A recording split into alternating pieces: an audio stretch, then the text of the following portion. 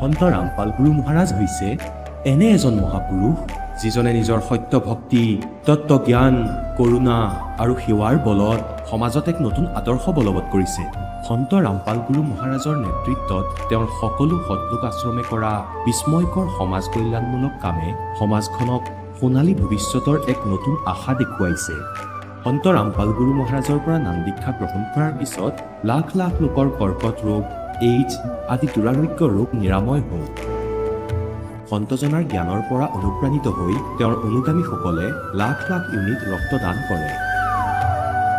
সন্তজনাই লাখ লাখ ভগ্নী কন্যাৰ যৌতুকমুক্ত বিয়াৰ আয়োজন কৰালে। সন্তজনাই লাখ লাখ মানুহক ড্ৰাগছ আসক্তিৰ পৰা মুক্ত কৰিলে। কোটি কোটি ধ্বংসপ্ৰাপ্ত পৰিয়াল শান্তিত লাগিল। সন্তজনাৰ আশ্ৰমত সমাৱেশৰ সময়ত বিনামূলীয়া চকুৰ চিকিৎসা আৰু দন্ত চিকিৎসাৰ ব্যৱস্থা কৰা হয়। সন্ত ৰামপাল গুৰু মহাৰাজৰ দ্বাৰা পৰিৱেশ সুৰক্ষাৰ উদ্দেশ্যে সময়ে সময়ে বৃহৎ পৰিসৰত বৃক্ষৰোপণ কৰা হয়। সন্তজনাই আৰ্তজনক তাৎক্ষণিক সকাহ দিবলৈ এম্বুলেন্স সেৱা আৰম্ভ কৰিছিল।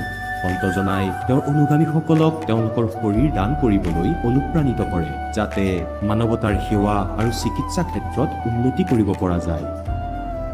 সন্ত ৰামপাল গুৰু মহাৰাজৰ সকলো আশ্ৰমত প্ৰতিদিনে বিনামূলীয়া ধৰ্মভোজৰ আয়োজন কৰা হয়, য'ত প্ৰতিবাৰেই প্ৰতিটো জাতি, প্ৰতিটো ধৰ্মৰ মানুহে একেলগে বহি ভোজন কৰে।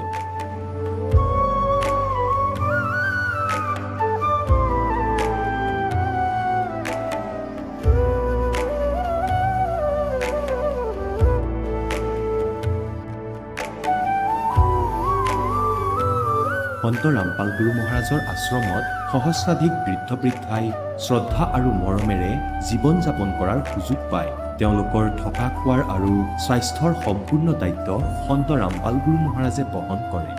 অনাথ শিশুৰ বাবে সন্ত ৰামপাল গুৰু মহাৰাজৰ সকলো আশ্ৰম বিশেষ বৰদানতকৈ কম নহয়, য'ত তেওঁলোকক শিক্ষা, সংস্কাৰ আৰু ভৱিষ্যতৰ বাবে উন্নত সুবিধা প্ৰদান কৰা হয়।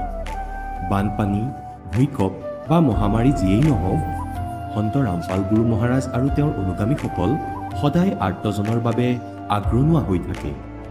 কোভিড মহামাৰীৰ সময়ত সন্ত ৰামপাল গুৰু মহাৰাজৰ আশ্ৰমৰ পৰা কোটি কোটি লোকক খাদ্য, ঔষধ আৰু জীৱন ৰক্ষক সামগ্ৰী যোগান ধৰা হৈছিল।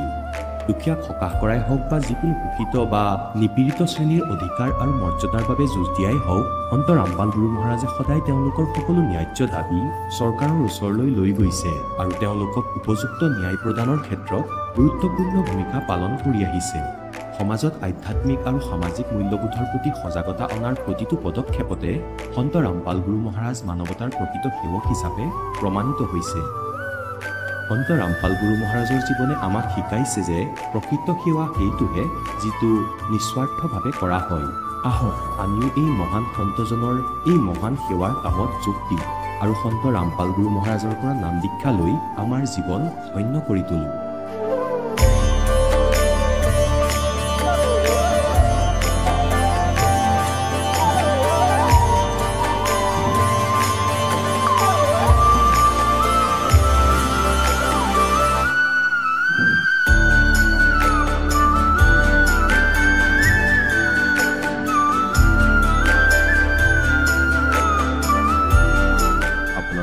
পৰিয়ালৰ সৈতে সৎলোক আশ্ৰমলৈ আন্তৰিকতাৰে আমন্ত্ৰণ জনোৱা হয়।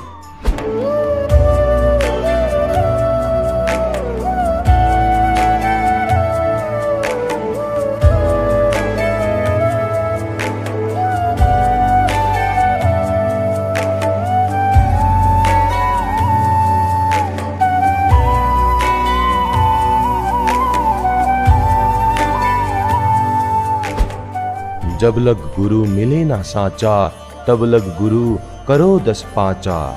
गुरु সলনি কৰিব পাৰিনে? গুৰু সলনি কৰাটো পাপ নেকি? আধ্যাত্মিকতাৰ এই ক্ষেত্ৰত আচলতে সঠিক গুৰু কোন? গীতা শাস্ত্ৰত বৰ্ণিত তত্ত্বদৰ্শী সন্তজন কোন?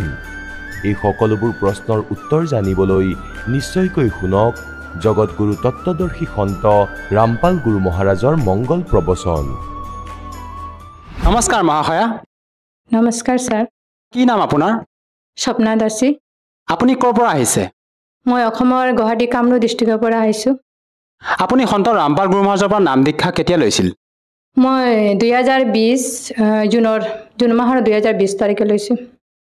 আপুনি আগতে কি সাধনা কৰিছিলে সন্ত ৰামপাল গুৰু মহাৰাজৰ পৰা দীক্ষা লোৱাৰ আগতে?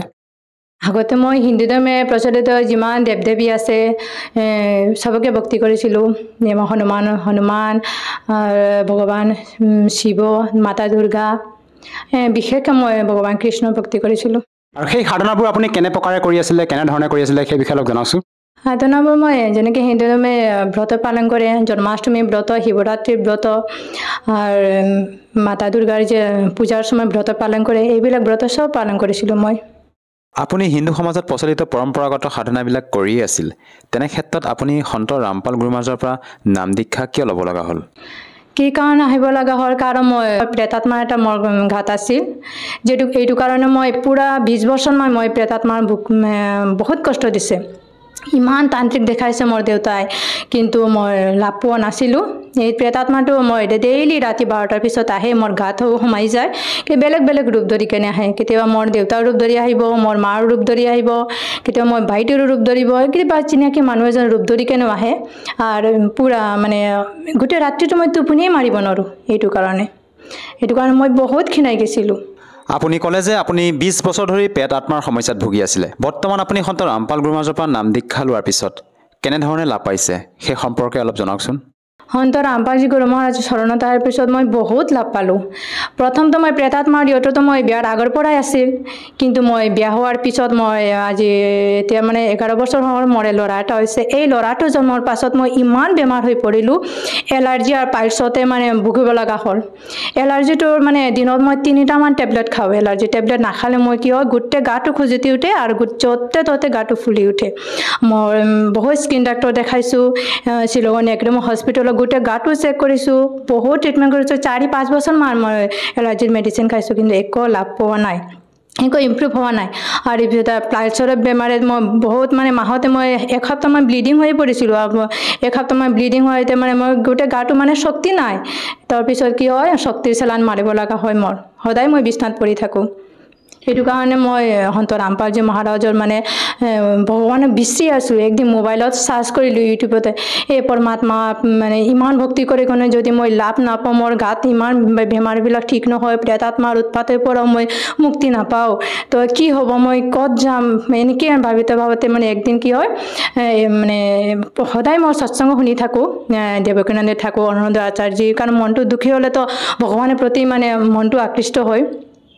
তাৰপিছত মই একবাৰ সন্ত ৰামপালজী মহাৰাজৰ নামটো শুনিছোঁ, কিন্তু তাৰ সৎসংগ শুনা নাছিলোঁ। একদিন মই নামটো চাৰ্চ কৰি কেনে ইউটিউবত মানে চাৰ্চ কৰিলোঁ, সন্ত ৰামপালজী মহাৰাজ সৎসংগ আহি গ'ল। এই সৎসংগটো শুনি কেনে মোৰ কি হয়, একদম জ্ঞানটো দেখোঁ বেলেগ হেন লাগিছে। তাৰপিছত মই সদায় মানে তাৰ সৎসংগ শুনা আৰম্ভ কৰিলোঁ, ষ্টাৰ্ট কৰিলোঁ। তাৰ সৎসংগ শুনাতে গম পালোঁ যে ব্ৰহ্মা বিষ্ণু মহেশ্বৰতো অবিনাশী নহয়, এইটো জন্ম মৃত্যু হয়।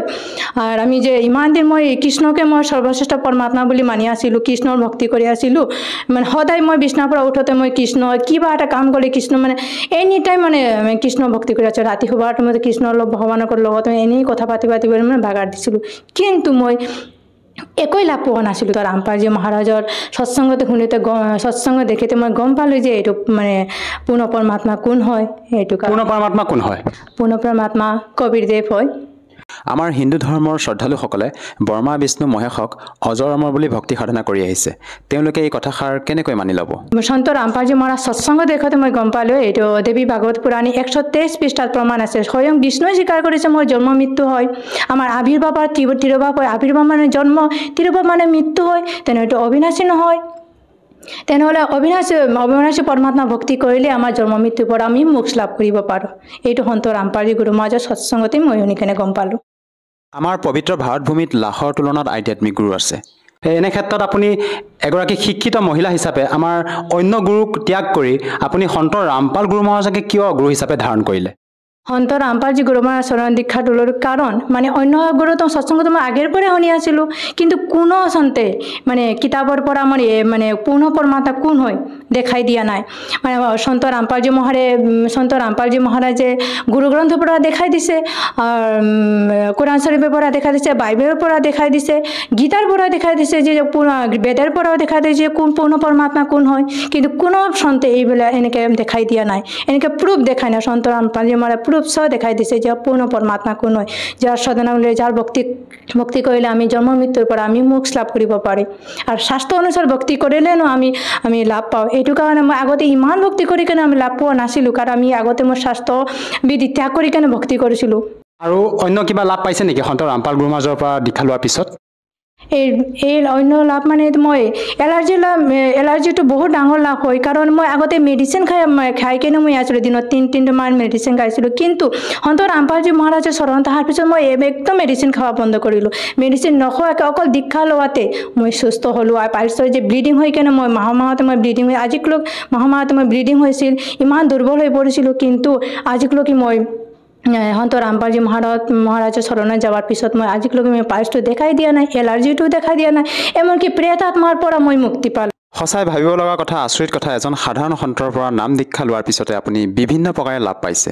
আচলতে আপোনালোকৰ গুৰু সন্ত ৰামপাল গুৰু মহাৰাজে আপোনালোকক এনেকুৱা কি ভক্তিবিধি প্ৰদান কৰে যাৰ দ্বাৰা নেকি আপোনালোকে এনেধৰণৰ লাভ পাবলৈ সক্ষম হৈছে? সন্ত ৰামপালজী মহাৰাজ শাস্ত্ৰ অনুকূল ভক্তি প্ৰদান কৰে, কাৰণ শাস্ত্ৰ অনুসাৰ ভক্তি প্ৰদান কৰে, কাৰণ শাস্ত্ৰ অনুসাৰ ভক্তি কৰিলেনো আমাৰ লাভ হ'ব। কোনো সন্তে শাস্ত্ৰ অনুসাৰ ভক্তি কৰে, কোনো সন্তে শাস্ত্ৰ অনুকূল ভক্তি প্ৰদান কৰা না, অকল সন্ত ৰামপালজী মহাৰাজে শাস্ত্ৰ অনুকূল ভক্তি প্ৰদান কৰি আছে। এইটো কাৰণে সন্ত ৰামপালজী মহাৰাজৰ চৰণত গ'লে আমি তাৰ মতে আমি যে সন্ত ৰামপালজী মহাৰাজে যিটো ভক্তিবিধি প্ৰদান কৰে ন, এই ভক্তিবিধি মতে আমি ভক্তি কৰিলে আমাৰ আৰ্থিক আৰু শাৰীৰিক লাভ হয়। আপুনি সন্ত ৰামপাল গুৰু মহাৰাজৰ পৰা নাম দীক্ষা লোৱাৰ পিছত বিভিন্ন ধৰণে লাভ পাইছে। আমাৰ সমাজত এনেকুৱা বহু লোক আছে যিসকলে নেকি ভক্তি কৰি আছে যদিও বিভিন্ন সমস্যাত ভুক্তভোগী হৈ আছে। হয়তো টকাৰ অভাৱত কোনোৱে চিকিৎসা কৰিব পৰা নাই, মৃত্যুৰ সৈতে যুঁজি আছে। তেনে লোকক আপুনি কি বাৰ্তা দিব খোজে যাতে তেওঁলোকেও আপোনাৰ দৰে উপকৃত হ'ব পাৰে? এইটো জ্ঞান নহ'লেতো ভক্তি নহয়। আমাৰ জ্ঞানটো কেনেকৈ আহিব? আমি সৎসং শুনিলেনো জ্ঞান আহিব। আমি সৎসং শুনিলেনো আমি আমাৰ ভক্তিবিধিটো ঠিক আছে কি নাই এইটো আমি জানিব পাৰিম। এইটো কাৰণে আপুনি আমাৰ ভাই ভনী চবকে মই অনুৰোধ কৰি আছোঁ যে আমি সন্ত ৰামপালজী মহাৰাজ সৎসং শুনক। সাধনা চেনেলে ডেইলি 7:30 পৰা 8:30লৈকে সৎসং দিয়ে। এই সৎসং শুনক আপুনি। আৰু প্ৰত্যেক ছ'চিয়েল মিডিয়া এপছত টুইটাৰ, ফেচবুক, ইনষ্টাগ্ৰাম চবফালে সন্ত ৰামপালজী মহাৰাজ সৎসং আছে। আৰু সৎসং শুনক। আৰু আজিকালি জ্ঞান গংগা কিতাপ প্ৰত্যেক ফেচবুকতে, টুইটাৰতে চবফালে জ্ঞান গংগা পুস্তকেৰ কথা আছে, জিনকি ৰাখাৰ কথা আছে। এই পুস্তকবিলাক আপুনি পঢ়ক, জানক। আপুনি যিহেতু জনালে আপুনি সন্ত ৰামপাল গুৰু মহাৰাজৰ পৰা নাম দীক্ষা লোৱাৰ পিছতে আপোনাৰ যি ভূত প্ৰেতৰ সমস্যা আছিলে তাৰ পৰা আপুনি পৰিত্ৰাণ পালে, লগতে আপুনি শাৰীৰিকভাৱে বিভিন্ন সমস্যাত ভুগি আছিল, সেইবিলাকৰ পৰা আপুনি পৰিত্ৰাণ পাইছে। যদিহে কোনো লোকে সন্ত ৰামপাল গুৰু মহাৰাজৰ পৰা সহজভাৱে নাম দীক্ষা ল'ব বিচাৰে, কেনেকৈ ল'ব পাৰিব? আজিকালি বহুত সুবিধা হৈছে, আগতেতো ইমান সুবিধা নাছিল। আজিকালি প্ৰত্যেক ডিষ্ট্ৰিক্টে সন্ত ৰামপালজী মহাৰাজৰ নামদান চেণ্টাৰ আছে। আপুনি সন্ত ৰামপালজী স্পিৰিচুৱেল যাৰ সন্ত ৰামপালজী মহাৰাজ ফেচবুকত চাৰ্চ কৰিলে আপুনি সন্ত ৰামপালজী সৎসং পাই যাব। এই সৎসংৰ তলতে এটা নম্বৰ দি থাকে, এই নম্বৰতে এটা ফোন কৰিলে আপুনি নজদিকি নামদান চেণ্টাৰ পাই যাব। তাতে আমি ফোন কৰি কেনে আমি নজদিকি নামদান চেণ্টাৰত যাই কেনে দীক্ষাটো ল'ব পাৰিম। আৰু প্ৰত্যেক টুইটাৰ, ফেচবুক, ইনষ্টাগ্ৰাম চবফালে সন্ত ৰামপালজী মহাৰাজৰ সৎসং আছে। এই সৎসংগতে প্ৰত্যেক সৎসংগতে আমি তলতে এটা নম্বৰ দি থাকে, এই নম্বৰটো আমি এই নম্বৰতে ফোন কৰিলে আমি নজদিকি নামদান চেণ্টাৰ পাই যাওঁ। শেষত যিসকল লোকে আপোনাক এই টিভি স্ক্ৰীণত প্ৰত্যক্ষ কৰি আছে, আপোনাৰ স্থলুৱা ভাষাত সেইসকল লোকৰ বাবে কি বাৰ্তা দিব বিচাৰে যাতে তেওঁলোকেও আপোনাৰ দৰে উপকৃত হ'ব পাৰে? মই মণিপুৰী বিষ্ণুপ্ৰিয়া মণিপুৰী সমাজৰ হাবি ভাই ভনী হাবিৰি মাতুৰিমি সন্ত ৰামপালজী মহাৰাজ পূৰ্ণ চন্দ্ৰ তাৰ চৰণে আহ। কেৱল মি আগে কিছাৰে নোৱাৰা পানীলৈ ভুগি আছিলোঁ, কিন্তু আজি সন্ত ৰামপালজী মহাৰাজৰ চৰণে আহি হাবি নোৱাৰা পানীতো মুক্তি পাইলোঁ। কাৰণ সন্ত ৰামপালজী মহাৰাজ গীতাৰ প্ৰমাণ কৰি দেখাইছে, হৈ লয় যে পূৰ্ণ পৰমাত্মা কুংগ, যিগৰ ভক্তি কৰিলে আমি মোক্ষ লাভ কৰিব পাৰিম। মল্ল মাতুৰিতা হাবি বাই ভনীৰ অনুৰোধ জনাই একবাৰ হলেও সন্ত ৰামপালজী মহাৰাজ সৎসংগ শুনক। আৰু সন্ত ৰামপালজী মহাৰাজৰ জ্ঞান গংগা পুস্তক আৰু জিনকি ৰাহা পুস্তক পঢ়ক, জানক। ধন্যবাদ। ধন্যবাদ ছাৰ। এতিয়া জগতগুৰু তত্ত্বদৰ্শী সন্ত ৰামপাল গুৰু মহাৰাজৰ সৎসংগৰ মাধ্যমেৰে সেই অদ্বিতীয় আধ্যাত্মিক জ্ঞানৰ বিষয়ে জানি লওঁ, যাৰ মাধ্যমেৰে আপোনালোকেও প্ৰাপ্ত কৰিব পাৰিব এনেকুৱা আধ্যাত্মিক, মানসিক আৰু ভৌতিক সুখ যি এতিয়ালৈকে কেৱল আপোনালোকে মীৰাবাই, ধ্ৰুৱ, প্ৰহ্লাদ আদি কেইজনমান ভক্তৰ জীৱন কথাতহে শুনিছে। এতিয়া শুনক তত্ত্বদৰ্শী সন্তৰ সৈতে শাস্ত্ৰ অনুকূল ভক্তি সৎসংগ, এনেকুৱা অদ্বিতীয় আধ্যাত্মিক জ্ঞান যাৰ প্ৰমাণ আছে সকলো ধৰ্মৰ সকলো পবিত্ৰ শাস্ত্ৰত। যে অৰ্জুন, তুমি সেই পৰমেশ্বৰ শৰণলৈ যোৱা যাৰ কৃপাত তুমি পৰম শান্তি আৰু সনাতন পৰম ধাম প্ৰাপ্ত কৰিবা। আৰু গীতাৰ অধ্যায় নম্বৰ 2 শ্লোক নম্বৰ 12, গীতাৰ অধ্যায় নম্বৰ 4 শ্লোক নম্বৰ 5 আৰু 9, গীতাৰ অধ্যায় নম্বৰ 10 শ্লোক নম্বৰ 2 ই স্বয়ং স্বীকাৰ কৰিছে যে অৰ্জুন তোমাৰ আৰু মোৰ বহুত জন্ম হৈ গৈছে গীতাৰ জ্ঞানদাতাই। তুমি নাজানা, মই জানো, আৰু মোৰ উৎপত্তি এই দেৱতাসকলে নাজানে, এই ঋষিসকলেও নাজানে, কাৰণ ইহঁত মোৰ পৰাই উৎপন্ন। গতিকে 21 ব্ৰহ্মাণ্ডত যিবোৰ প্ৰজা আছে ইহঁত ব্ৰহ্মৰ পৰাই উৎপন্ন হৈছে। আৰু দুৰ্গা আৰু ইয়াৰ সহযোগত আগলৈ নৰ নাৰী কৰি নিজে নিজেই পৰিয়াল হৈ গৈ থাকিল। গতিকে ইয়াত যি প্ৰসংগ চলি আছে যে ই কিমান প্ৰভু কিমান স্বামী, সেয়া পৰিভাষা কৰি আছো আপোনাক প্ৰভুৰ স্বামীৰ। গতিকে 21 ব্ৰহ্মাণ্ডৰ স্বামী এয়া ব্ৰহ্ম। ইয়াত জন্ম আৰু মৃত্যু সদায় হৈ থাকিব। ই অভিশাপ পাইছে 1 লাখ মানৱ হৰিধাৰী প্ৰাণীক সদায় আহাৰ কৰাৰ, যাৰ বাবে ই ব্যৱস্থা কৰি থৈছে যে জন্ম আৰু মৃত্যু সদায় থাকিব ইয়াৰ লোকত। ইয়াৰ পৰা ওলাই যাব সেই পৰম পিতা পৰমাত্মাই দিয়া মাৰ্গ অনুসৰি সাধনা কৰি মৰ্যাদাত থাকি আমি ইয়াৰ পৰা ওলাই যাম। তাৰপিছত এনেকুৱা স্থানলৈ গুচি যাম য'ত জন্ম মৃত্যু নহয়। ইয়াৰ পৰাতো যাবই লাগিব। আপোনালোকে লাগিলে যিমানেই নিজক বিৱস্চিত বুলি নামানক, যিমানেই সুখ বুলি নাভাবক, পুত্ৰ পুত্ৰীক অথবা ঘৰ গাড়ীত, এয়া আপোনাৰ নহয়। এয়া আপোনালোকে কেতিয়া বুজি পাব? এয়া আপোনালোকৰ ভক্তি আৰু আস্থাৰ ওপৰতহে নিৰ্ভৰ কৰিব। এই স্থান আপোনাৰ নহয়। আজি মনত ৰাখি থওক। অথবা যিদিনাখনেই আপোনাৰ যোৱাৰ সময় আহিব তেতিয়াই মনত পেলাওক। তেতিয়া কিন্তু একো লাভ নহ'ব। যেতিয়া আপুনি যোৱাৰ সময়ত মনত পেলাব যে ঠিক কথাই কৈছিলে, নিজৰ দেখোন একোৱেই নাই, সেই সময়ত একো লাভ নহ'ব। এয়া আগতেই মনত ৰাখি থব লাগিব। আৰু এইটোৱেই সত্যতা। সত্যতা স্বীকাৰ কৰিলে হানি নহয়, লাভহে হয়। গতিকে এতিয়া আমি এই বিকল্পৰ কথা গম পালো। আগতেতো গমেই পোৱা নাছিলো। সকলোৱে মৰি আছে, আমিও মৰিম, যি হ'ব দেখা যাব। কোনো বিকল্প নাছিল, কিন্তু এতিয়া বিকল্প আছে যে ইয়াৰ পৰা যোৱাৰ পিছত এই সাধনা কৰি আপুনি যেতিয়াই প্ৰাণ ত্যাগ নকৰে কিয় চিধা তালৈ যাব, মালিকৰ ওচৰলৈ, আৰু তালৈ গ'লে সুখী হ'ব। ইয়াত লাগিলে 100 বছৰেই জীয়াই থাকক, তথাপিও সুখ নাপায়। লাখ লাখ বছৰ আপোনালোকে আয়ুস প্ৰাপ্ত কৰিলেও জীয়াই থকাৰ ইচ্ছা তথাপিও সমাপ্ত নহয়।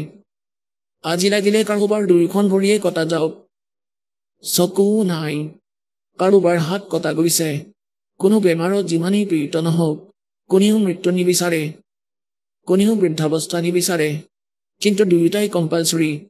যিকোনো হ'ব পাৰি ইয়াত। কোনেও মৃত্যু নিবিচাৰে না বৃদ্ধাৱস্থা বিচাৰে, কিন্তু এই সকলোবোৰ সকলোৰে হ'বই।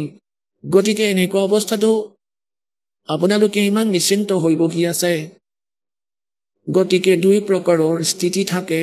এটাটো যিয়ে নিচা কৰি থৈছে, অথবা কোনোবা বালক যিয়ে নাজানি যে যি ক্ৰিয়া কৰি আছে তাৰ হানি কিমান হ'ব, লাভ কিমান হ'ব। গতিকে যিজনে নিচা কৰিছে সেয়াও জ্ঞানেৰে আঁতৰিব। সেই জ্ঞানেৰে এই বালকৰ বুদ্ধি সমাপ্ত হ'ব। আমি কি আস্থা লৈ জীয়াই আছো, কি উদ্দেশ্য লৈ জীয়াই আছো। অট্টালিকা বনাও, গাড়ী লওঁ, বেংক বেলেঞ্চ বনাও, 4টা প্লট লওঁ, কালি মৃত্যু হ'লে প্লট কি কৰিবা? পৰখি কুকুৰহে কৰিবা তাত, নেগুৰ লৰাই। গতিকে এই কথা পৰমাত্মাই কয়, মনত ৰাখিব লাগে। এইবোৰ কথা কোৱা শুনাৰ বাবে নহয়, কৰি পেলোৱাৰ হয়। এতিয়া যি প্ৰসংগ চলি আছে যে এতিয়া আমি সেই লোকৰ ঠিকনা গম পালো, তালৈ যোৱাৰ বিধিটো গম পালো।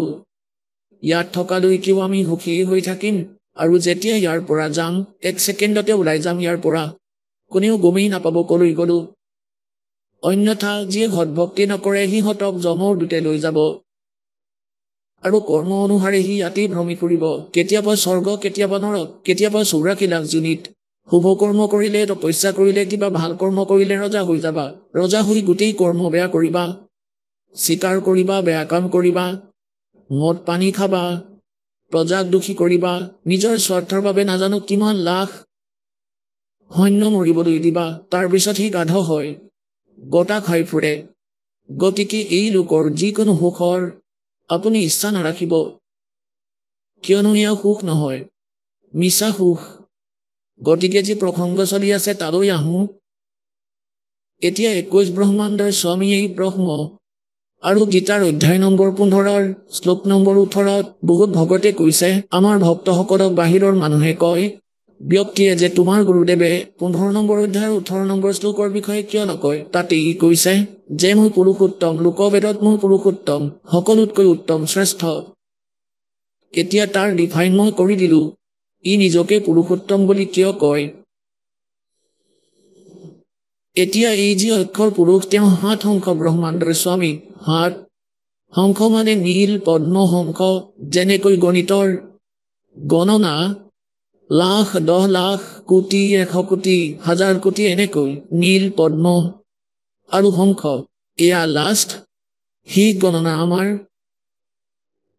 ভাৰতবৰ্ষৰ যি দেৱনাগৰীৰ ভিতৰৰ গতিকে ইয়াৰ 7 শংখ ব্ৰহ্মাণ্ডৰ স্বামী 7 শংখ আৰু কিমান ব্ৰহ্মাণ্ড আছে অসংখ্য আমাৰ বাবে অসংখ্য পৰমাত্মাৰ বাবে এয়া কাউণ্টেবল তেওঁ সকলো জানে গতিকে এনেকুৱা নাজানো কিমান ব্ৰহ্মাণ্ড আছে এই সকলোৰে মালিক সেই পৰম অক্ষৰ ব্ৰহ্ম আৰু তেওঁ থাকে তাত সত্যলোকৰ ভিতৰত শাশ্বত স্থানত আৰু আমি আৰু আপোনালোকো তাতেই আছিলো আগতে আপোনালোক ইয়ালৈ আহিল নিজৰ বালক বুদ্ধিৰ বাবে ভুল কৰি যিমানবোৰ পৰুৱাৰ পৰা হাতীলৈকে আছে প্ৰজাৰ পৰা ৰজালৈকে দেৱতা ব্ৰহ্ম বিষ্ণু মহেশ্বৰলৈকে দুৰ্গা আৰু জ্যোতি নিৰঞ্জনলৈকে আমি সকলোৱে তাত আছিলো সত্যলোকত আছিলো আপোনালোক সকলোৰে মহল অট্টালিকা খালী পৰি আছে তাত আপোনালোকে ইয়াত সকলো প্ৰাণীয়ে বিচাৰে যে ডাঙৰ অট্টালিকা হওক কোনোবাই যদি সৰু পোষ্ট এটাও পায় অথবা কাৰোবাৰ ওচৰত কোনো পইচা নিজৰ পোহপাল নিৰ্বাহতকৈ বেছি পায় তেতিয়া তেওঁৰ ব্যক্তি কি হয় ডাঙৰ ঘৰ এটা বনাও চাৰিওফালে পাৰ্ক থাকিব আগফালে বাগিচা থাকিব তাতে নিজৰা বব দুলনা থাকিব আপোনালোকে দেখিছে এই নকলি সুখীয়া ট্ৰাই কৰি আছে সৰু সুৰা চাকৰি পালে ডাঙৰ অট্টালিকা বনাই বাগিচাত দুলনা বনাই লয় সৰু ডাঙৰ ফাউণ্টেইন বনাই পাৰ্ক বনাই এইবোৰ হৈছে নকলি অস্থায়ী কাইলৈ মৃত্যু হ'লে এইবোৰ লগত নাযায় কিন্তু সত্যলোকৰ ভিতৰত আপোনালোকৰ ডাঙৰ ডাঙৰ নিজৰ প্ৰত্যেকৰে দূৰ দূৰলৈকে স্থান থাকিব নিজা নিজা বাগিচা থাকিব তাত চিৰসেউজীয়া ফল লাগি থাকিব ফাউণ্টেইন চলি থাকিব হীৰা মুকুতা লালৰটো পাহাৰ আছে তাত যেনেদৰে ইয়াত শিলৰ পাহাৰ আছে গতিকে এনেকুৱা লোকক এৰি আমি ইয়ালৈ আহিলো কোনোবাই যদি এটা হীৰা পায় লুকাই ফুৰিবহি যেন বহুত ডাঙৰ বস্তু পাই গ'ল আৰু তাত এনেই পৰি আছে আপোনালোকৰ হীৰা গতিকে কোৱাৰ ভাৱ এইটো যে আমি সেই সুখময় স্থানক এৰি নিজৰ বালক বুদ্ধিৰ বাবে ভুলতে ইয়াত বন্দী হলো আৰু ইয়াৰ পৰা ওলোৱাৰ পদ্ধতি কেৱল সেই সমৰ্থবানজনেই কয় এই কাল ভগৱানে আমাক সেই জ্ঞানৰ কথা গম পাবলৈ নিদিয়ে যেতিয়া আমি ভুল কৰি আহিছিলো তেতিয়া পৰমেশ্বৰে তাৰ কিছু সময় পিছতেই এই সম্পূৰ্ণ জ্ঞান সূক্ষ্ম বেদ ইনক্লুডিং চাৰিও বেদ এই সকলো জ্ঞান পঠাই দিছিলে ফেক্স কৰি দিছিলে এই কাল জ্যোতিস্বৰূপী নিৰঞ্জনৰ অন্তঃকৰণত আৰু ই যেতিয়া নিজে নিজে যেনেকৈ কাৰোবাৰ বমি হলে তাৰ সাধ্যৰ কথা নহয় বাধা দিয়া যেনেকৈ হাঁচি আহে হাঁচিত কোনেও বাধা দিব নোৱাৰে গতিকে এই প্ৰকাৰে পৰমাত্মাই এনেকুৱা ব্যৱস্থা কৰি ইয়াৰ শৰীৰত পঠিয়ালে কিছু সময়ৰ পিছত তাৰ এনেই হাঁচি আহিল তেতিয়া এবাৰতে 4খন বেদ বাহিৰলৈ আহিল সমুদ্ৰৰ ওপৰত পৰি গ'ল এক সুন্দৰ সুসজ্জিত ট্ৰেৰ ওপৰত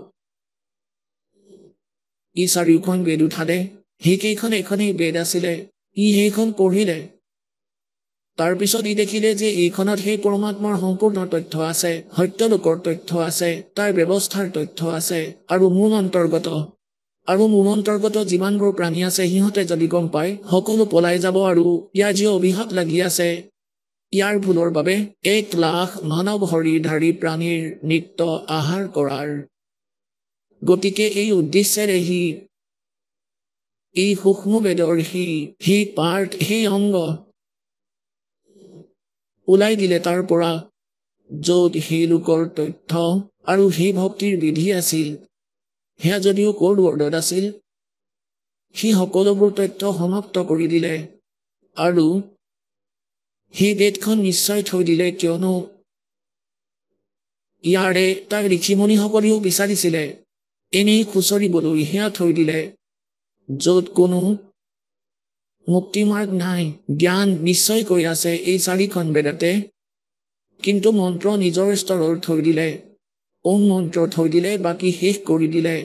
গতিকে যি কাৰণে এই কমপ্লিট স্পিৰিচুৱেল নলেজক অৰ্থাৎ সকলো আধ্যাত্মিক জ্ঞানক আৰু কমপ্লিট মেথড অফ ৱৰ্শ্বিপক, ৱে অফ ৱৰ্শ্বিপক, কমপ্লিট কোৰ্ছক, পূৰ্ণ এই মুক্তি ভক্তি মুক্তি মাৰ্গক, মুক্তিবিধিক আৰু সম্পূৰ্ণ কৰ্মৰ তথ্য দিবলৈ সকলোকে কোৱাৰ বাবে সি পৰমেশ্বৰ স্বয়ং আহে সেই ক্ষতিক পূৰ কৰিবলৈ।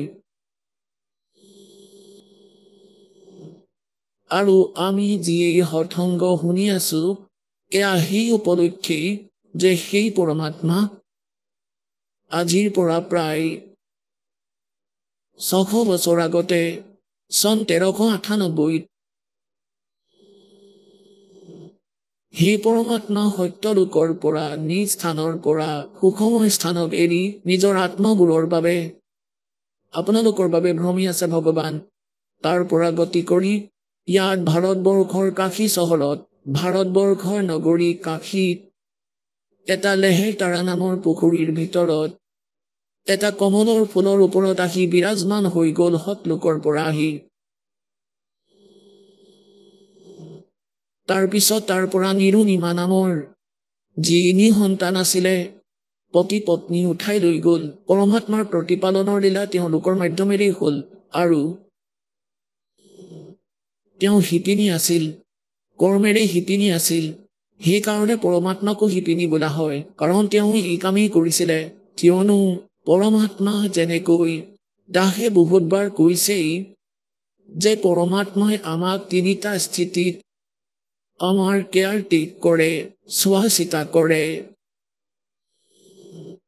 এটা স্থিতিততো পৰমাত্মা সত্যলোকত বহুত ডাঙৰ গুম্বজৰ ভিতৰত মন্দিৰৰ আৰ্হিৰ বহুত ডাঙৰ গুম্বজ আছে,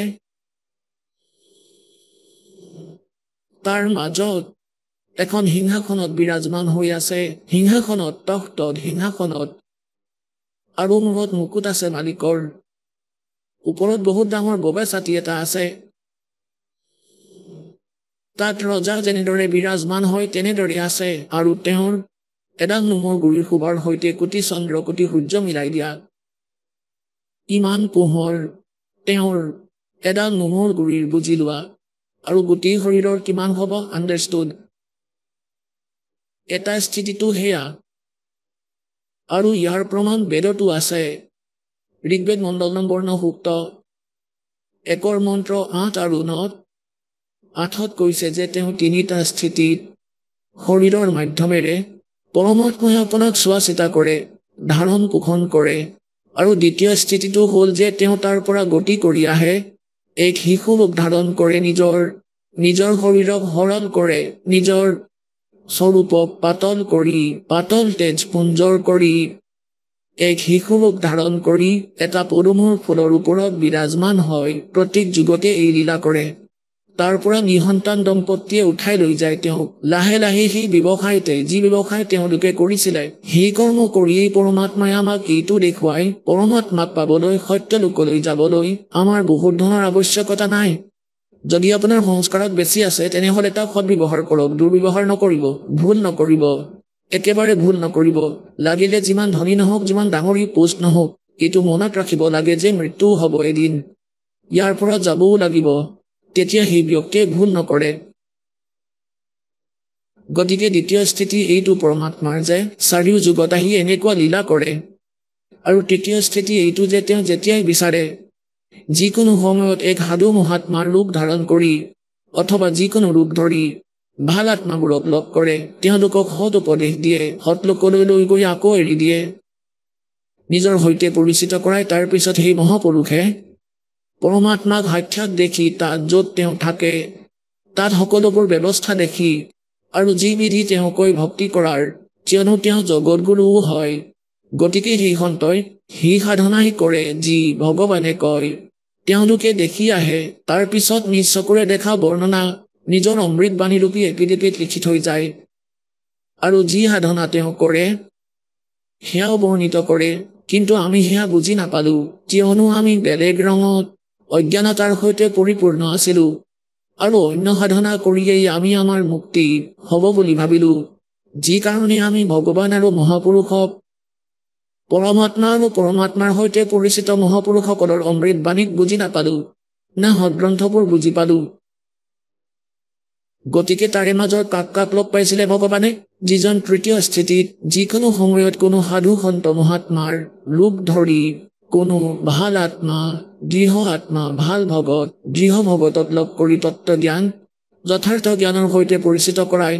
গতিকে তাৰে মাজৰ কোন কোন যিডাখৰ নলেজত আছে, আদৰণীয় ধৰ্মদাস চাহেবদেৱ বান্ধৱগড়ৰজন, আদৰণীয় মলুকদাস চাহেবদেৱ, আদৰণীয় নানক চাহেবদেৱ, যিজন শিখ ধৰ্মৰ প্ৰৱৰ্তক, যাক পৰমাত্মাই আহি জীৱিত মহাত্মাৰ ৰূপত লগ কৰিলে এই কলি যুগত, আদৰণীয় দাদু চাহেবদেৱ, আদৰণীয় গৰীবদাস চাহেবদেৱ, গাঁও চোৰালী জিলা জৰ্জৰ হাৰিয়ানাৰজন, আদৰণীয় ঘিচা দাস চাহেবদেৱ, গাঁও খেখৰা, এতিয়াতো জিলা বাগপত হ'ল, আগতে জিলা মেৰঠ আছিলে উত্তৰ প্ৰদেশৰ, আৰু আদৰণীয় স্বামী ৰামানন্দদেৱ, ব্ৰাহ্মণ আছিল, ডাঙৰ পণ্ডিত, বেদ আৰু গীতাৰ বিদ্বান বুলি মনা হৈছিলে, কাশীত আছিলে, 5 বছৰ আয়ুষত পৰমাত্মাই তেওঁক লগ কৰিছিল।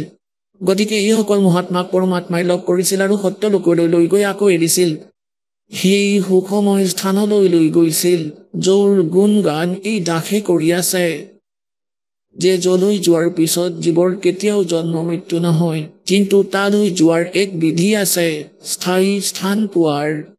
এনেইতো যিসকল মহাপুৰুষ কৈছিলে, তেওঁ কৈছিলে যে ভগৱান আমাক ইয়াতে ৰাখক, তেতিয়া পৰমাত্মাই কৈছিলে পুত্ৰসকল এনেকৈ ৰাখিব নোৱাৰো, আপোনালোক যাওক, আপোনালোকক এনেকুৱা মন্ত্ৰ দিম, শীঘ্ৰেই ধনী হৈ যাব সৎ ভক্তি কৰি, আৰু সেই ভক্তিৰ শক্তিৰেই ইয়ালৈ আহিব পাৰিব। গতিকে তেওঁ এনেকুৱাই কৰিলে। যথাৰ্থ ভক্তি যি ভগৱানে কৈছিলে আৰু সৎলোকলৈ গ'ল, আৰু নিজ চকুৰে দেখা যি বিৱৰণ আছিলে, যি সাধনা তেওঁলোকে কৰিছিল, যে সত্যলোক এনেকুৱা এনেকুৱা স্থিতি, সেয়া নিজৰ অমৃত বাণীত মুখেৰে কৈ কৈ লিখিলে আৰু লিখালে। গতিকে তাৰে মাজৰ মহাপুৰুষ কোন কোন? আপোনালোকক কৈছোৱেই, যিসকল মহাপুৰুষক পৰমাত্মাই পাইছিলে আৰু সৎলোকলৈ লৈ গৈ আকৌ এৰি দিছিলে। তাৰে মাজৰ স্বয়ং পৰমাত্মাই যি জ্ঞান দিছিলে, সেয়া আদৰণীয় ধৰ্মদাস চাহেবদেৱে কবিৰ সাগৰ, কবিৰ বাণী, কবিৰ বীজক ৰূপত সেই পৰমাত্মাৰ দ্বাৰা কোৱা বাণীক লিপিবদ্ধ কৰিলে, যি সূক্ষ্ম বেদ হয়, যাক তত্ত্ব জ্ঞান বোলে, আৰু তেওঁৰ বিষয়ে অলপমান হিণ্ট দিছে। ক'ত? শ্ৰীমদ ভাগৱত গীতা অধ্যায় নম্বৰ 4 শ্লোক নম্বৰ 32।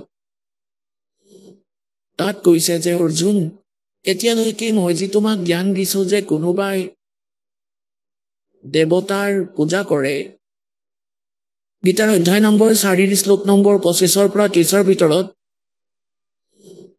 কৈছে যে কোনোবাই দেৱতাৰ পূজা কৰে, কোনোবাই অধ্যায় কৰি সন্তুষ্ট, কোনোবাই কেৱল যোগী হৈ আছে, যোগ সাধনা কৰি যোগাসন কৰি নিজেই মুক্তি পোৱা বুলি ভাবে, কোনোবাই অপনৰ ক্ৰিয়াবোৰ কৰে, কোনোবাই শ্বাস নিশ্বাসৰ ক্ৰিয়া কৰে, যেনেকৈ শ্বাস বাহিৰলৈ উলিয়াই ধ্যান দিয়ে, মনোযোগ দিয়ে, শ্বাস ভিতৰলৈ নিয়ে তাত ধ্যান দিয়ে, কোনোবাই অধ্যায় কৰে, কোনোবাই অহিংসাবাদী হৈ তীক্ষ্ণ ব্ৰত ৰাখে, যেনেকৈ মুখত কাপোৰ বান্ধি খালী ভৰিৰে খোজ কাঢ়ে।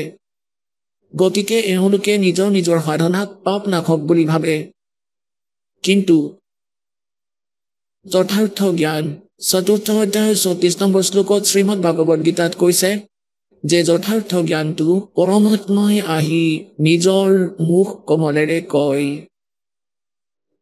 হিয়া কমপ্লিট স্পিৰিচুৱেল নলেজ।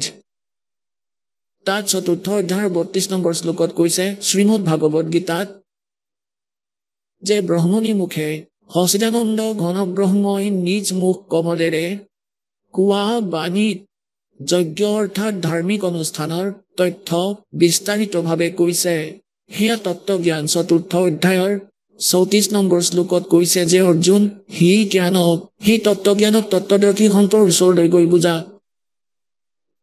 তেওঁক দণ্ডৱত প্ৰণাম কৰিলে, কপটতা এৰি বিনম্ৰ ভাৱেৰে প্ৰশ্ন কৰিলে।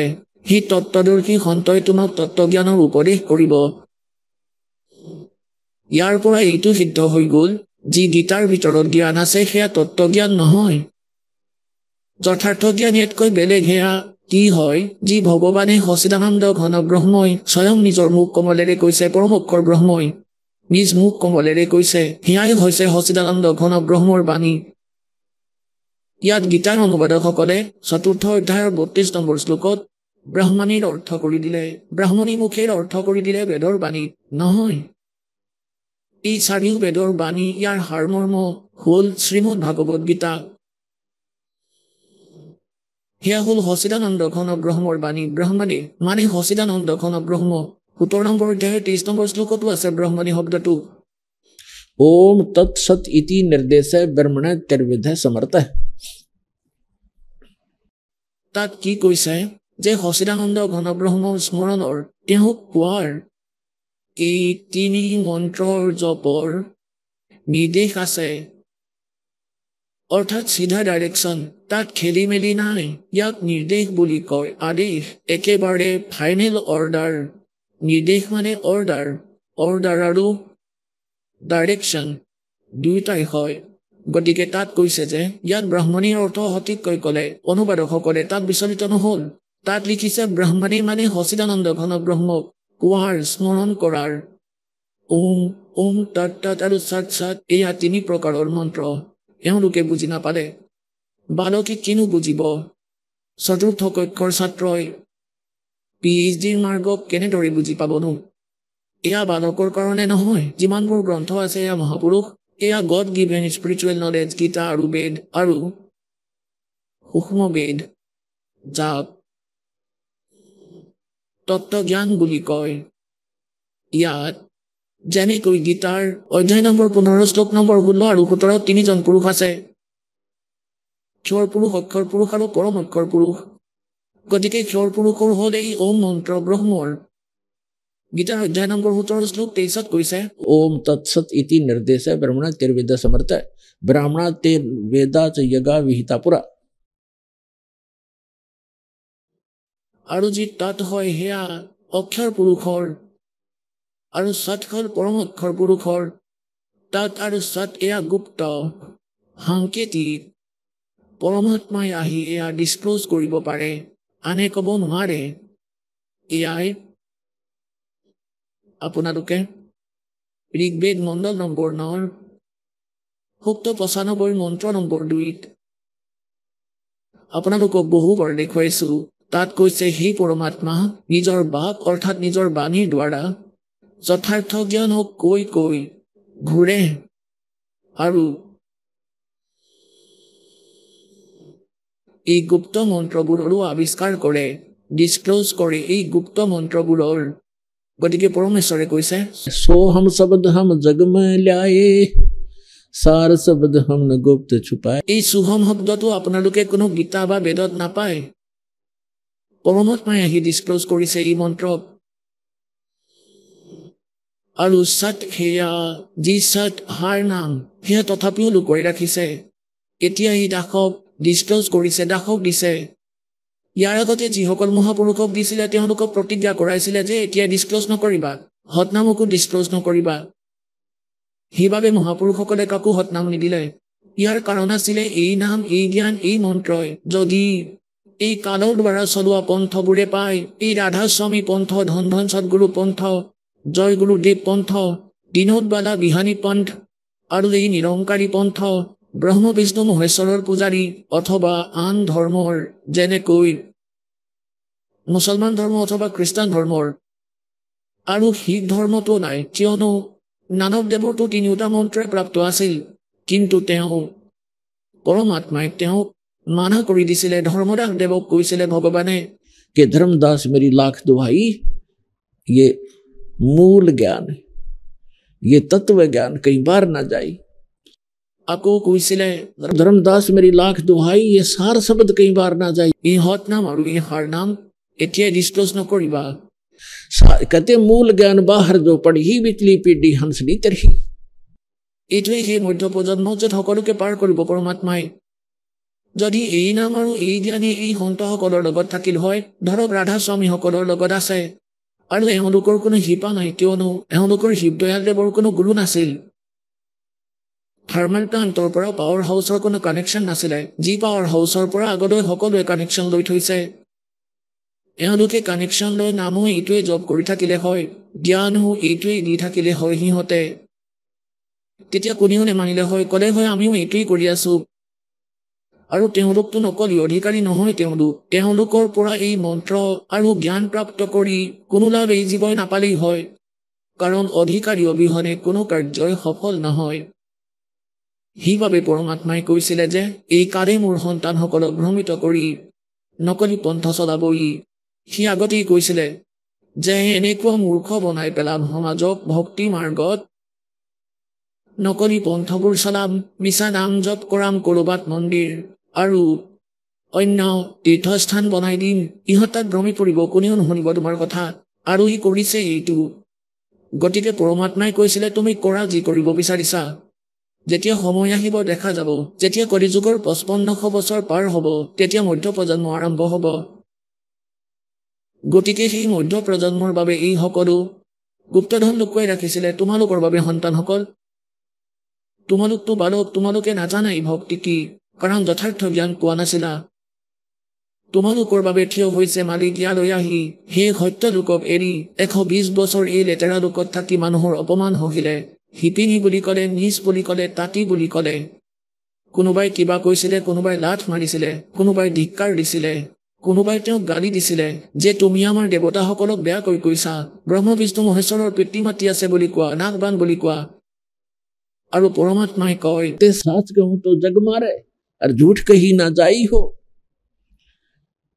পৰমাত্মাই কয় মিছাটো মই ক'বই নোৱাৰো আৰু সঁচা ক'লে এই ইহঁতে মোক মাৰিবলৈ খেদে গতিকে পুণ্যাত্মাসকল তোমালোকৰ বাবে পৰমাত্মাই এইবোৰ কৰি গৈছিলে যেনেদৰে 600 বছৰ আগতে আহিছিলে তেওঁ ভগৱান পৰমাত্মা পৰম অক্ষৰ ব্ৰহ্ম আৰু যি পৰম অক্ষৰ ব্ৰহ্মৰ গুণ সেই গুণটো থাকিবই যেনেদৰে বৰফৰ গুণ শীতলতা দিয়া গতিকে পৰমাত্মা যেতিয়া আহিব যেনেদৰে বৰফ কৰবাত থলে এইটোতো তাৰ গুণ ওচৰ পাজৰ শীতল কৰি দিয়ে তাত যদি হাত লগাই চোৱা তেনেহলে ঠাণ্ডা পাবা এই প্ৰকাৰে সেই পৰমাত্মা 600 বছৰ আগতে আহি থাকি গুচি গ'ল আৰু তেওঁ যি লীলা কৰে সেয়াটো তেওঁ কৰেই সেয়াটো কৰিবই যি তেওঁৰ স্বভাৱ সেয়াটো কৰিবই গতিকে সেয়া কৰি গুচি গ'ল আৰু আজি আমাৰ সদগ্ৰন্থবোৰত এয়া প্ৰমাণ পালো যে এনেকুৱা লীলা কৰে ভগৱানে এনেকুৱা লীলা কৰে বেদত কৈছে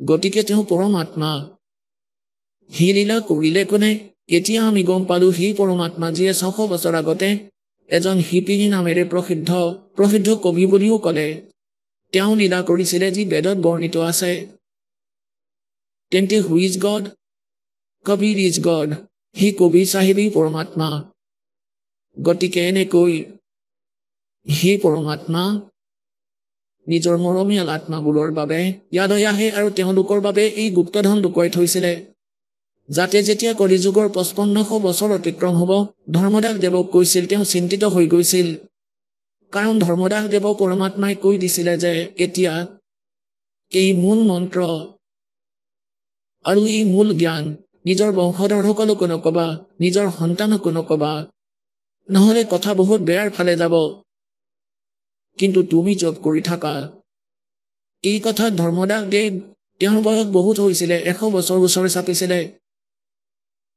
সেই সময়ত চিন্তিত হৈ গ'ল বৃদ্ধাৱস্থাত এনেও উইক হৈ যায় সকলো অংগ বুজন শক্তিও শৰীৰো সেইবাবে পৰমাত্মাক বাৰে বাৰে কৈছিলে যেতিয়া অকলে আছিলে যে হে মালিক মোৰ সন্তানসকলৰ কি হ'ব ইহঁত কেনেকৈ পাৰ হ'ব ইমান বন্দী হৈ আছিল মমতাত আৰু ভগৱানৰ লগতেই আছিল আৰু ইমান জ্ঞান দিলে আমাৰ ভিতৰত ইমান অজ্ঞানতা ভৰাই ৰাখিছিলে সেই ৰঙেৰে ইমান ৰঙীন কৰিছিলে আহক আমি এতিয়া সেই শ্ৰদ্ধালুসকলৰ অনুভৱবোৰ জানো, যিসকলে জগতগুৰু তত্ত্বদৰ্শী সন্ত ৰামপাল গুৰু মহাৰাজৰ পৰা দীক্ষা প্ৰাপ্ত কৰিছে তথা তেওঁ কোৱা ভক্তি মাৰ্গ এওঁলোকে অৱলম্বন কৰি আছে। নমস্কাৰ ছাৰ। নমস্কাৰ ছাৰ, কি নাম আপোনাৰ? মোৰ নাম সুৰেন্দ্ৰ সিং। সুৰেন্দ্ৰ, আপুনি ক'ৰ পৰা আহিছে? মই ৰুদ্ৰপুৰ উদম সিং নগৰ উত্তৰাখণ্ডৰ। সুৰেন্দ্ৰ, আপুনি সন্ত ৰামপালদেৱ মহাৰাজৰ পৰা নাম দীক্ষা কেতিয়া ল'লে? মই নাম দীক্ষা 10 অক্টোবৰ 2014 লৈছিলোঁ। সুৰেন্দ্ৰ, আপুনি সন্ত ৰামপালদেৱ মহাৰাজৰ পৰা নাম দীক্ষা লোৱাৰ আগতে কি ভক্তি সাধনা কৰিছিলে? ছাৰ, মই সন্ত ৰামপালদেৱ মহাৰাজৰ সৈতে জড়িত হোৱাৰ আগতে মই বহুত ভক্তি, যেনে ধৰক গুৰুদ্বাৰলৈ যোৱা, আৰু আমাৰ দেউতা নাম দীক্ষা লৈ থৈছিলে চন 1984 পৰা, ব্যাসৰ পৰা, সন্ত চৰম সিঙৰ পৰা। তাৰপিছত ময়ো ব্যাসলৈ গৈছিলোঁ, তেওঁ যিহেতু গৈছিলে তেওঁৰ লগত, আৰু সেয়া তাৰ আগতে সৰুৰ পৰাই তেওঁ গুৰুক ভাল পাইছিলে, গুৰু গ্ৰন্থ চাহিবৰ পাঠো কৰিছিলে, আৰু তেওঁ পাঠকো আছিলে। তেওঁ বহুত মানে সাধনা যি আছে ভক্তিৰ সিদ্ধিও তেওঁ বহুত কৰি থৈছে। তাৰপিছত যেতিয়া তেওঁ নাম দীক্ষা ল'লে, তাৰপিছত তেওঁ এটা আমাৰ খেতিত এখন ঠাই আছে, তেওঁ তাতে মন্দিৰ এটাও বনাইছিলে। তাত তেওঁ যিমানেই ভক্তি কৰি গ'ল, তেওঁৰ ভিতৰত সিদ্ধিও আহি থাকিলে। তেওঁ সিদ্ধিৰে মানে তেওঁ কাম ল'ব আৰম্ভ কৰিলে।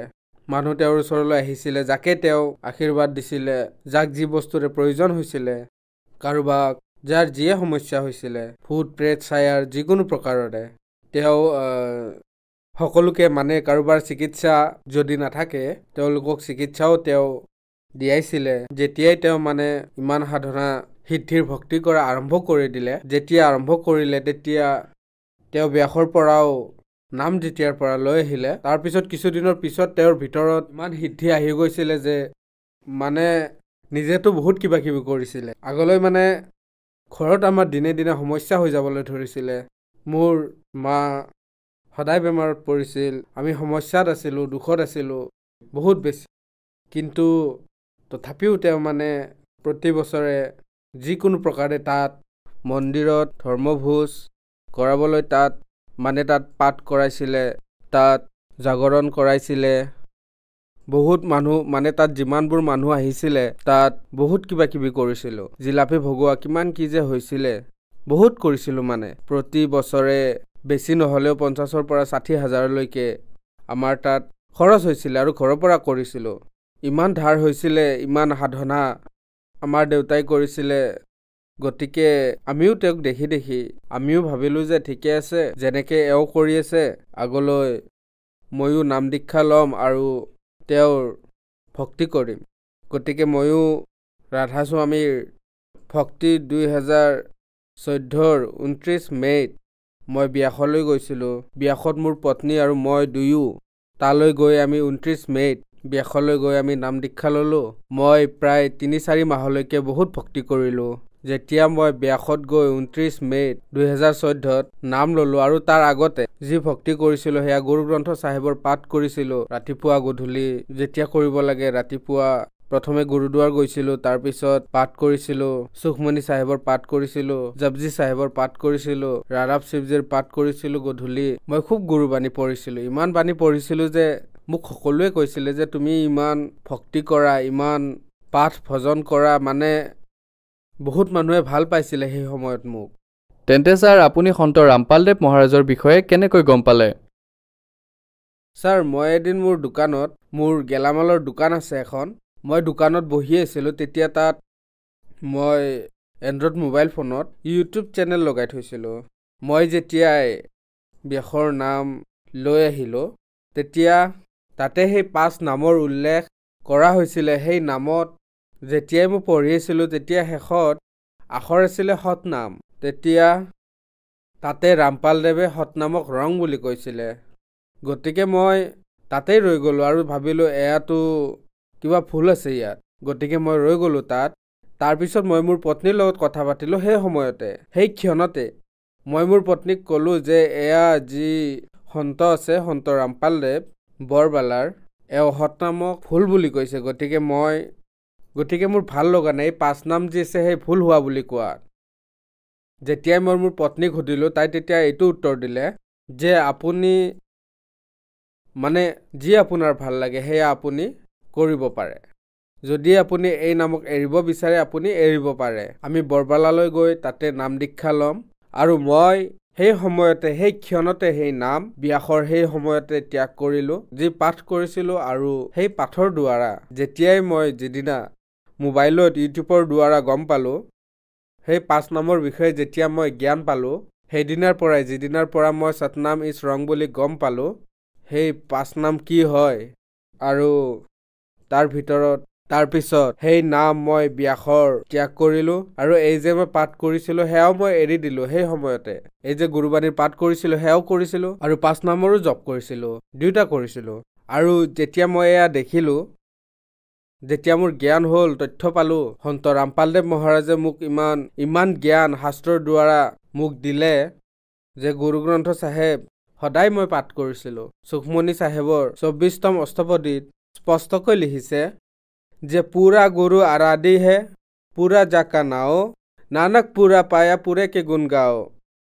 গতিকে যেতিয়া মই ইয়াত দেখিলোঁ, গুৰু নানক দেৱে ইয়াত কৈ আছে যে পূৰ্ণ গুৰুৰ আৰাধনা কৰিব লাগে আৰু পূৰ্ণ গুৰুৰ পৰাই পূৰ্ণ গুৰুৰ নাম আৰাধনা কৰিব লাগে, তেতিয়া মোৰ সেইদিনাখনেই মই দুয়োটা বাণীৰ পাঠ আৰু দুয়োটাই মই যি নাম লৈ থৈছিলোঁ ব্যাসৰ, সেইদিনাখনেই মই ত্যাগ কৰিলোঁ। আৰু এমাহৰ পিছত গৈ প্ৰথমে মই দেউতাক পঠিয়ালোঁ, যিজনৰ সিদ্ধি আছিলে, বৰবালালৈ সন্ত ৰামপালদেৱ মহাৰাজৰ ওচৰলৈ। তেতিয়া প্ৰথমে তেওঁ নাম দীক্ষা লৈ আহিলে, তাৰপিছত আমি গ'লো 2014 10 অক্টোবৰত। তাৰপিছত মই নাম দীক্ষা ল'লোঁ, তাৰপিছত আমি ভক্তি আৰম্ভ কৰিলোঁ।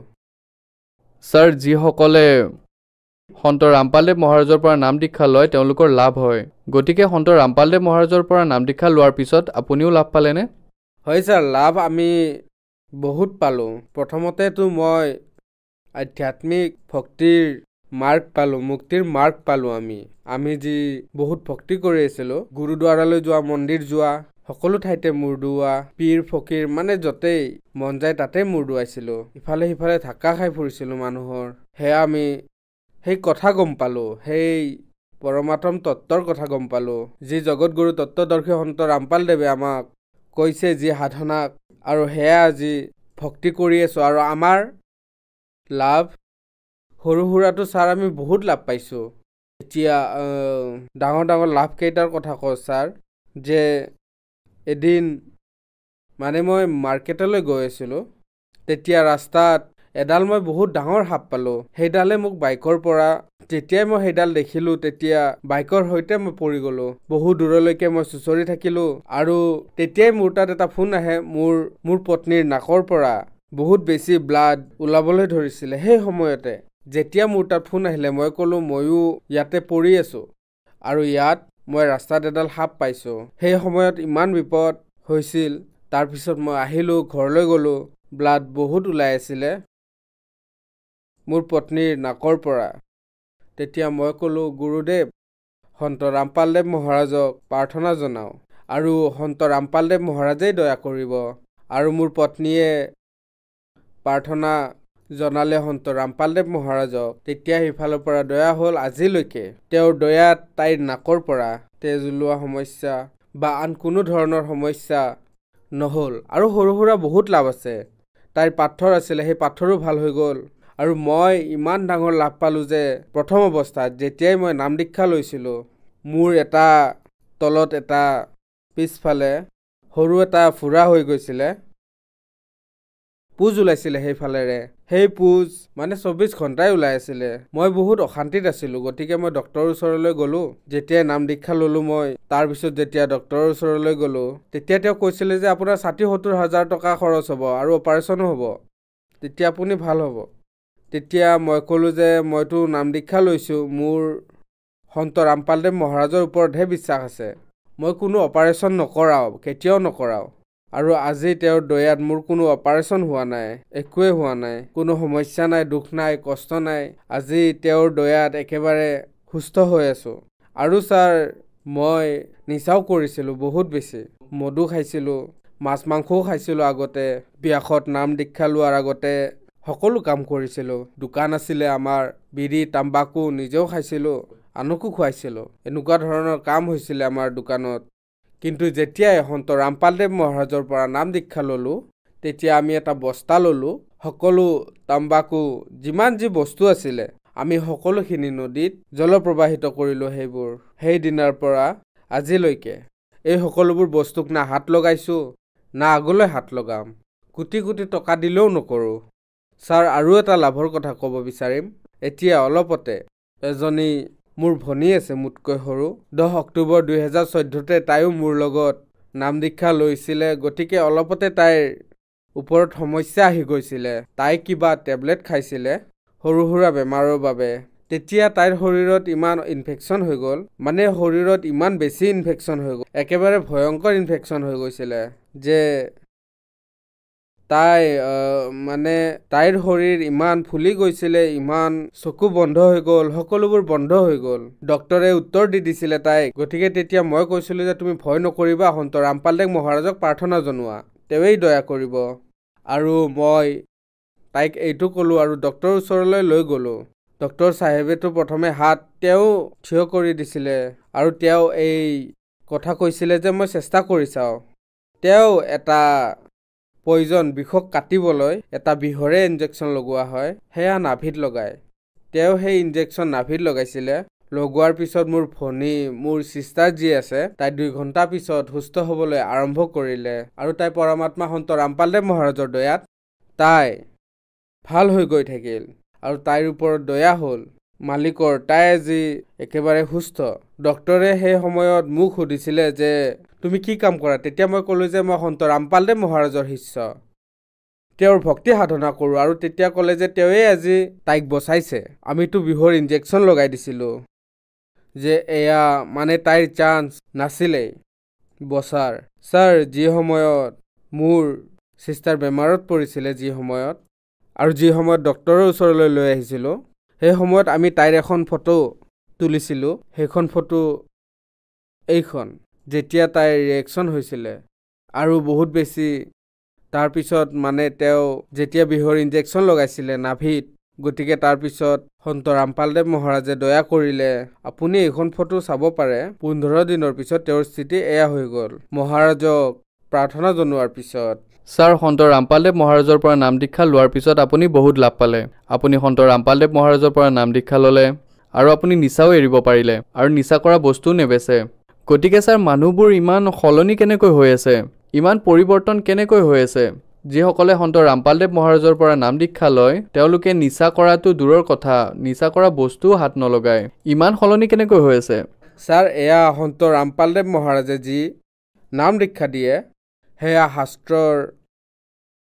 অনুকূল দিয়ে ভক্তিবিধিৰ এনেকুৱা কথা কয় তেওঁ শাস্ত্ৰৰ দ্বাৰা প্ৰমাণিত শ্ৰী গুৰু গ্ৰন্থ চাহিবত প্ৰমাণিত গীতা কোৰাণ বাইবেল ইয়াত প্ৰমাণিত তেওঁ এই শাস্ত্ৰবোৰ দেখুৱাই যি ভক্তি সাধনাৰ কথা কয় সেয়া শাস্ত্ৰৰ বিধি অনুসাৰে কয় আৰু তেওঁ নাম দীক্ষা যি নাম যি মন্ত্ৰ দিয়ে তেওঁ সেই নামত ইমান শক্তি থাকে ইমান ক্ষমতা থাকে যে সেই নামক জপ কৰিলে যিমানবোৰ নিচা আছে সকলোবোৰ এৰা খায় আৰু মানে বিকাৰ ৰহিত মানুহ হৈ যায় আৰু একেবাৰে সেই মালিকৰ সন্ত ৰামপালদেৱ মহাৰাজৰ পৰমাত্মাৰ শৰণলৈ তেওঁ আহি যায় ছাৰ যিসকল শ্ৰদ্ধালুৱে আজি আপোনাক টিভিত চাই আছে সমস্যাত আছে দুখত আছে আৰু তেওঁলোকে যদি সন্ত ৰামপালদেৱ মহাৰাজৰ পৰা নাম দীক্ষা ল'ব বিচাৰে কেনেকৈ ল'ব পাৰিব ছাৰ যিসকলে এই সময়ত দুখত আছে সমস্যাত আছে তেওঁলোকে সন্ত ৰামপালদেৱ মহাৰাজৰ ভিন্ন চেনেলত সৎসংগ আহে সেই সৎসংগত হালধীয়া শাৰী আহে তাতে নাম্বাৰ কিছুমান দিয়া থাকে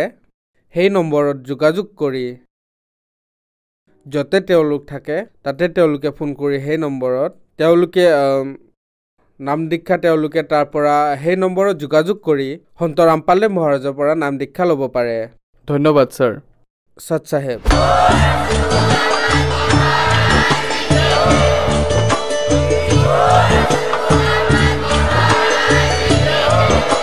আপুনি শুনি আছিলে জগতগুৰু তত্ত্বদৰ্শী সন্ত ৰামপাল গুৰু মহাৰাজৰ মংগল প্ৰবচন অধিক জানিবৰ বাবে ভিজিট কৰক www.jagatgururampalji.org সন্ত ৰামপাল গুৰু মহাৰাজৰ শুভ আশীৰ্বাদত সমগ্ৰ বিশ্বতে 500তকৈ অধিক নাম দীক্ষা কেন্দ্ৰ আছে য'ত সন্ত ৰামপাল গুৰু মহাৰাজৰ দ্বাৰা বিনামূলীয়াকৈ নাম দীক্ষা দি থকা হৈছে আপোনাৰ ওচৰৰ নাম দীক্ষা কেন্দ্ৰৰ ঠিকনা জানিবলৈ সম্পৰ্ক কৰক 7082208528।